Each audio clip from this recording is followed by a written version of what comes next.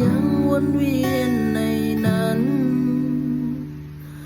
มีความรักข้างในให้ต้องโดนทิ้งตลอดก่อแต่ความช้ำใจเพราะคำว่ารักที่บอกมันไม่เคยมีค่ามากพอกับใครที่เขาเข้ามาพอสักทีกับการโดนทิ้งวิ่งหนีไปไม่ให้หัวใจกลับมาช้ำอีกต่อจากนี้ฉันจะไม่รักใครรักใครอีกเลย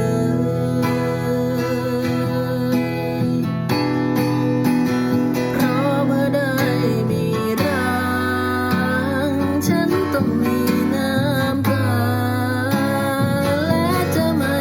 ตามหาความรักใดอีกไม่ให้ใจเจ็บไปกว่านี้เมื่อได้มีรักฉันจะต้องช้ำใจทุกครั้งเรื่อยมาและเสียเวลา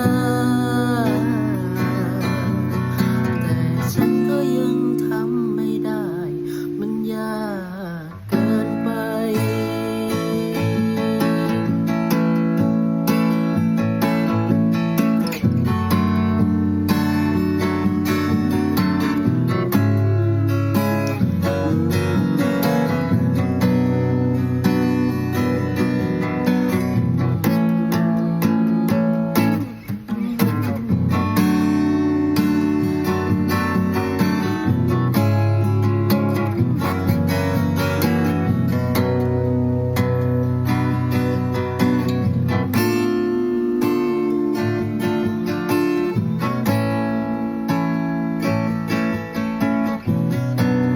พอสักที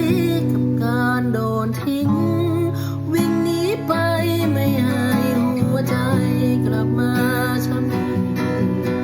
ต่อจากนี้ฉันจะไม่รักใคร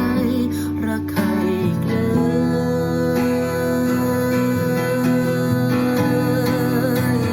เพราะเมื่อได้มีรักฉันต้องมีน้ำตาและจะไม่ตามหาความรักใดอีกไม่ให้ใจเจ็บไปกว่านี้เมื่อได้มีรักฉันจะต้องช้ำใจทุกครั้งเรื่อยมาและเสียเวลาแต่ฉันก็